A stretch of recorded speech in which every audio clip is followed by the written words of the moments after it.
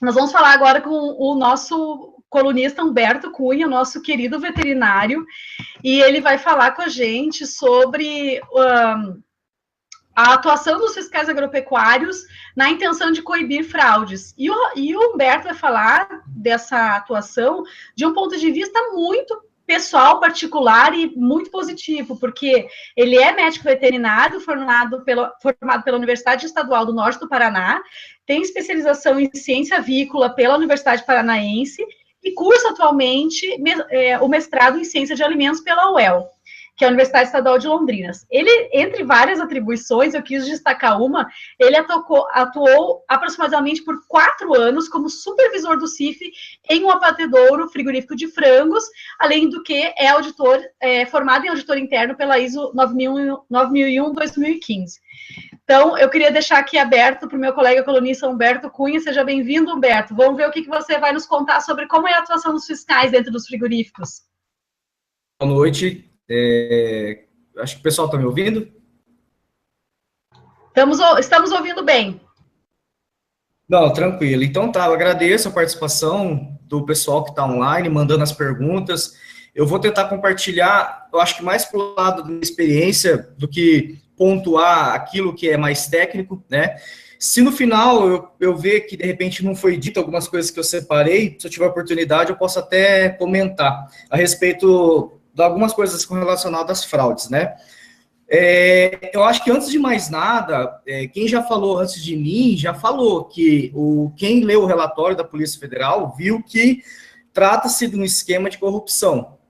Então, isso não pode ficar dúvidas na gente e fazer com que o imaginário coletivo, inúmeras coisas, como o professor falou, já é uma área cheia de mitos, já é uma área que, assim, nos dá muito trabalho para tentar construir uma imagem positiva.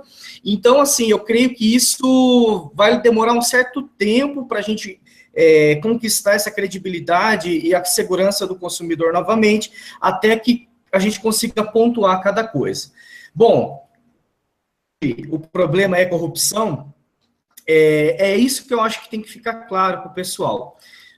Falaram-se que acho que tem mais de 4.837 empresas registradas no mapa, e dessas 4.837, a gente tem 21 que estão citadas e 3 foram interditadas, né? E lá naquele quadro de um pouquinho mais de 11 mil fiscais, a gente tem esses 33 citados.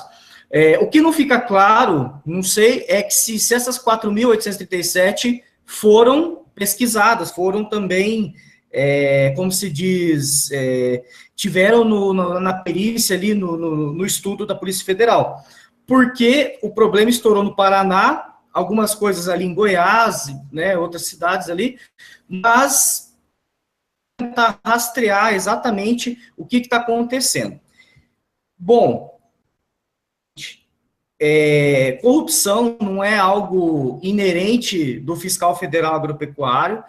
A gente tem diversos segmentos com esquema de corrupção.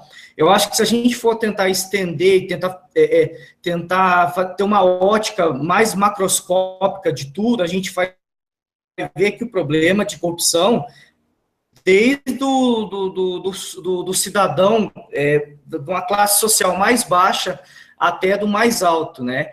Então, acho que, antes de mais nada, nosso país está passando por uma reforma moral, uma reforma que nós desejamos do fundo do coração que aconteça, né?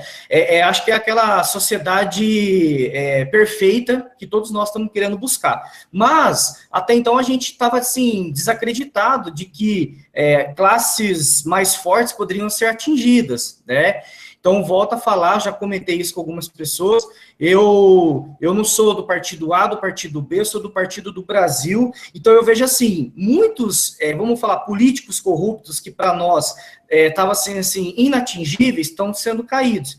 Eu acho que a área de alimentos nunca imaginou, ainda mais esse âmbito do mapa, de que uma hora poderia estourar neles, né? Uma hora poderia estourar nesses fiscais que estavam com esse esquema de corrupção, né? Mas o dia chegou, né? Então, a gente está tentando gerenciar essa crise, né? Muitas empresas estão passando por um turbilhão de problemas, e agora, como que fica a classe dos fiscais? Eu sou amigo de diversos fiscais, muitos deles já se levantaram falando assim, eu vi muitos até colocando no Facebook, claro, a carne não é fraca quando o caráter é forte, entendeu? Então, assim, é aquela coisa da gente poder generalizar que vai atingir, a gente está gerando certo descrédito em todos os fiscais. Como que funciona a atuação do fiscal federal dentro de um abatedouro frigorífico, para quem não tem essa tanta familiaridade, né? Bom, o fiscal, ele faz uma monitoria de 100%. No momento do abate, a gente pode dividir ali em 3 momentos. Com os animais vivos, com a inspeção ante-mortem, né? A gente tem, depois que os animais são abatidos, uma inspeção de carcaças e vísceras, que são a inspeção pós-mortem, e depois a parte de certificação sanitária, que quando esse expedido, independente do mercado interno, exportação, ele passa pelo crivo e pela assinatura do médico veterinário ali, fiscal federal agropecuário. O que a gente consegue ler, tentando compreender melhor o relatório, é que, assim, primeiro, o que dá a entender é que esse esquema de corrupção, né, desses fiscais, era mais no sentido, eu vou falar assim, bem claro para a gente entender. Aquela história, sabe, eu recebo um dinheiro aqui, mas aí como se diz, eu não vou ser tão rigoroso assim, eu vou deixar, às vezes, alguma coisa passar, etc. e tal, mas acho que isso nunca chegou ao ponto de o consumidor sair lesado, porque é o que a gente falou lá no começo. A fraude, ela tem o intuito de que o consumidor nunca descubra, né? Nesse sentido, eu acho que nunca, ali o problema quando estourou, era 2, 3 frigoríficos, que o ácido ascórbico, aquela falta de interpretação que deu lá do papelão, a cabeça suína na linguiça. Então, isso ficou, das 21 empresas, acho que 3, 4 ali que foi dado esses áudios. No resto dos áudios, é mais aquele esquema de dinheiro entrando ali de forma indébita, de forma indevida, para poder gerar certos benefícios, entendeu? Então, ao meu ver, é o seguinte: esses fiscais têm que ser presos, têm que ser punidos, a gente tem que moralizar essa classe do fiscal federal agropecuário, porque eu acho que isso está acontecendo em todos os ramos, tá? A partir do momento... E outra, a gente está falando do Paraná. Se houver algum outro fiscal federal agropecuário do Brasil que cometa os mesmos delitos, você pode ter certeza que o pessoal, como se diz, é o que a gente chama, acho que no Mato Grosso fala até mais que no Paraná, tipo assim, boi piranha. Você coloca lá, o pessoal já vai ficar, opa, peraí, tipo, eu posso ser o próximo. Então, essa operação também, ela vem para o bem, né? Eu tento enxergar assim, o problema foi a forma que foi divulgada para a sociedade, isso gerou um boom, mas, a partir do momento que esses fiscais forem punidos, isso vai servir de exemplo para outros fiscais, e, na minha opinião, eu acho assim, que até a Cecília pode até falar melhor nesse sentido, mas a nossa punição em casos de fraude deveria ser mais rigorosa, tá? Eu não falo somente em esquemas, mega operações da Polícia Federal, no dia a dia mesmo, assim, vamos falar da questão de injetar água no frango. A monitoria da Inspeção Federal sobre isso, aqueles 8%, máximo e tal, mas lá na legislação, ela entra como sanção de tal, mas eu acho que isso deveria ser um pouco mais rígido. Não sei se a gente vai conseguir como a China, né? A China, o cara é sentenciado a pena de morte, prisão perpétua. Eu não estou querendo dizer nem nesse âmbito tão severo assim, mas tentar, acho que, fortemente isso. Não sei se o que eu queria passar, mas talvez, eu não sei como que é o nosso público, deve estar misturado, assim, desde o estudante até o pessoal mais já formado e atuante na área, de tentar passar essa mensagem. O problema dos fiscais foi corrupção. O problema dos fiscais foi corrupção, que poderia ter acontecido com a Anvisa, poderia ter acontecido com outro órgão que não seja alimentos, e isso tem que acabar. Eu acho que isso tem que acabar.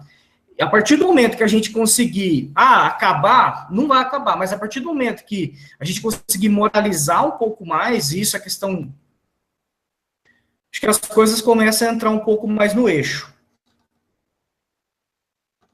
Muito interessante, Humberto. Durante a sua fala, tivemos muitas interações no chat.